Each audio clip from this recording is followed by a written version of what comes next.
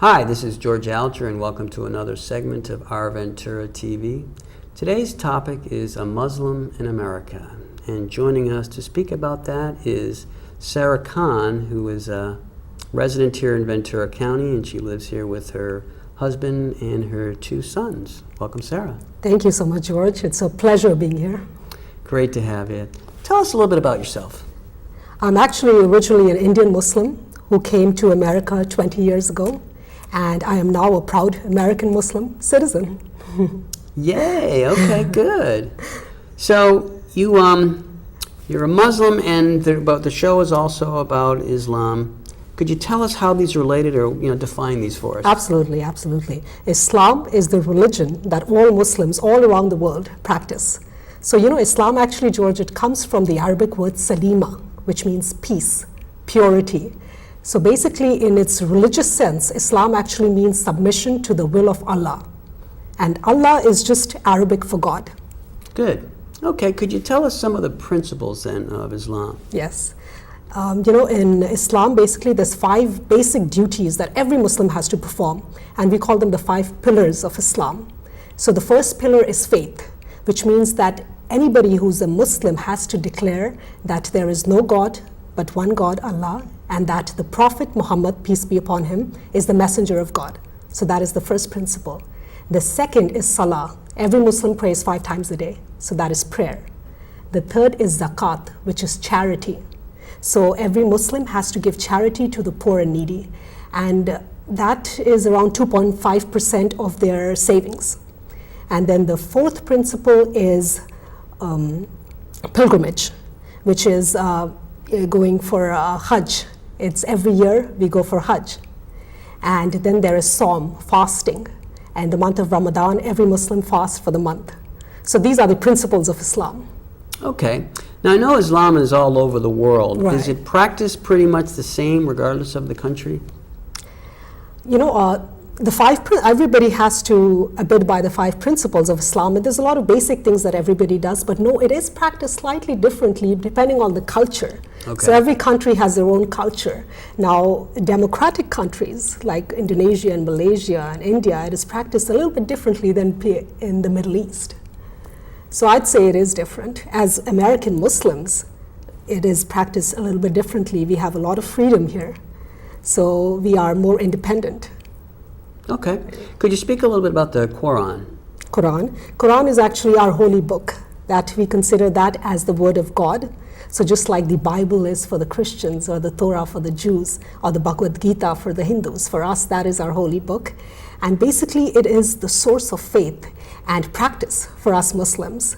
So we actually, Quran is actually a place where we can get every aspect of human life we can find in the Quran. If you want to know how do you deal with another human being, how to deal with animals and how to deal with plants, and how do you better your relationship with God, how do you, all the laws and regulations, every single thing that you can name of, how to attain wisdom, everything is in the Quran.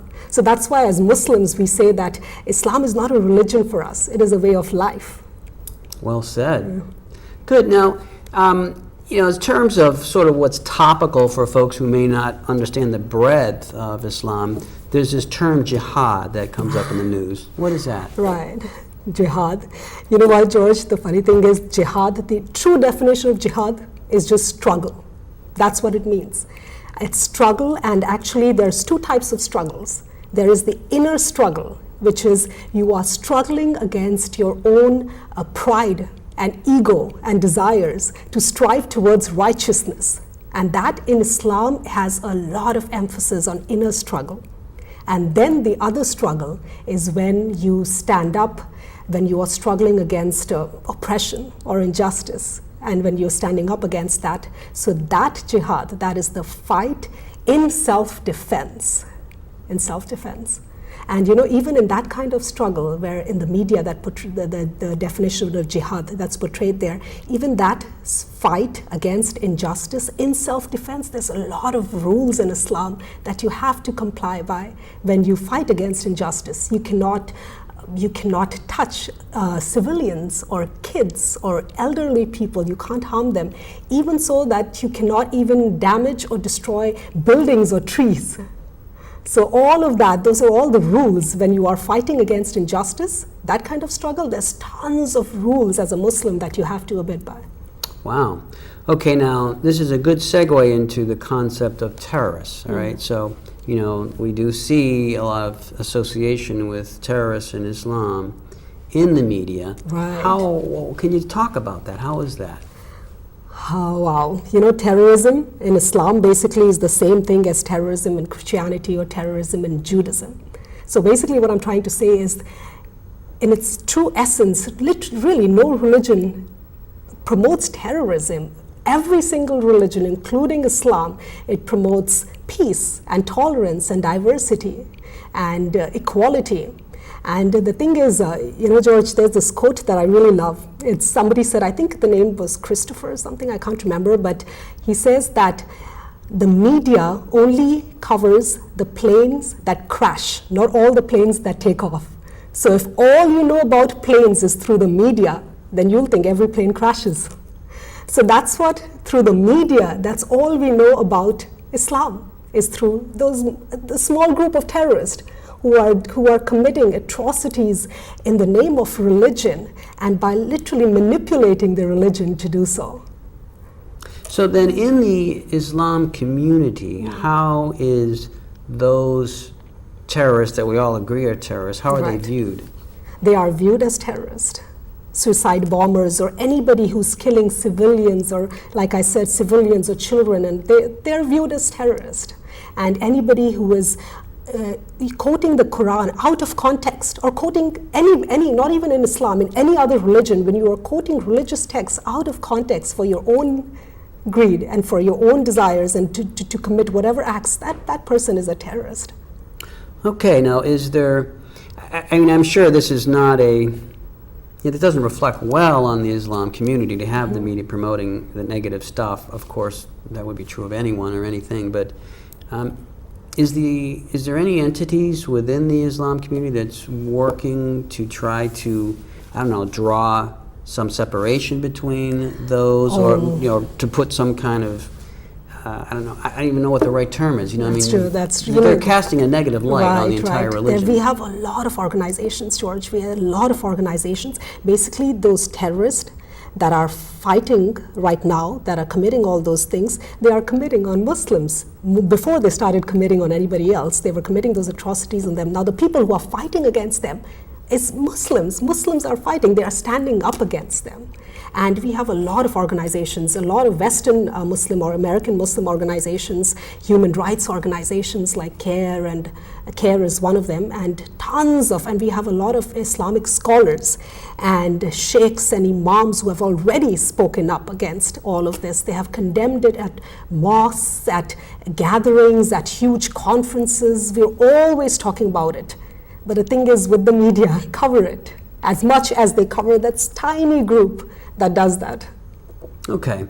Now, bringing this back to Ventura County in your life here. So speak a little bit about being a Muslim in America. Being a Muslim in America, well, I think I've had a wonderful experience being a Muslim in America, because, you know, America is a democratic country, and the American values are all about equality and justice and dignity and diversity. And being a Muslim and having those same values, I've grown up with those values from my religion. I've always promoted those values. So when I came here, I could very easily integrate into the American society. So I love being a Muslim in America. There are certain challenges where I wear a hijab, my headscarf. So, you know, I do have people, they ask me questions, sometimes curious. People are curious, sometimes they wonder if I'm oppressed, you know, because I cover myself. And the funny thing is, George, I'm more empowered as a woman. I personally feel more empowered as a woman in a hijab. And I feel like, you know, we have these unrealistic expectations about what a woman should look like, and the objectification of women in the media. And I feel like being a hijabi, I actually feel liberated from all those expectations, right? I feel like I'm telling people that you don't have to value or devalue me based on my physical appearance. I am much more than that, you know. I want you to hear me first before you see me. So I have an entire personality, I have everything else that makes me who I am, rather than this physical appearance. So no, it's not oppression, it's empowering for me. But there are people who just look at me and the way I dress and they just love it. And then, you know, when they get to know me, they tell me, can you tell me how to tie that? And can you tell me what colors would go with that? And I've had all kinds of wonderful questions, and I've had curious people too. So it's great. It's a great experience. Well said. Now, speaking of dress and colors and whatnot, so would the colors in some of the outfits that I've seen you wear in other occasions, are they Muslim-oriented or are they Indian-oriented? Actually, neither. Oh, okay. Yeah, neither. The colors that I wear is just reflects my personality. I love colors. Okay. There is no restriction of colors in Islam or in India or any of that. Basically, it's just a reflection of who I am. I am a former fashion designer. So I used to design my own clothes, and I love colors. I love playing with colors and prints and all of that. So that's why I dress up the way I do. Okay, good. All right, well, we're just about out of time here. I'm wondering if there's a summating message that you'd like to convey to the viewers about being a Muslim or Islam or any related points.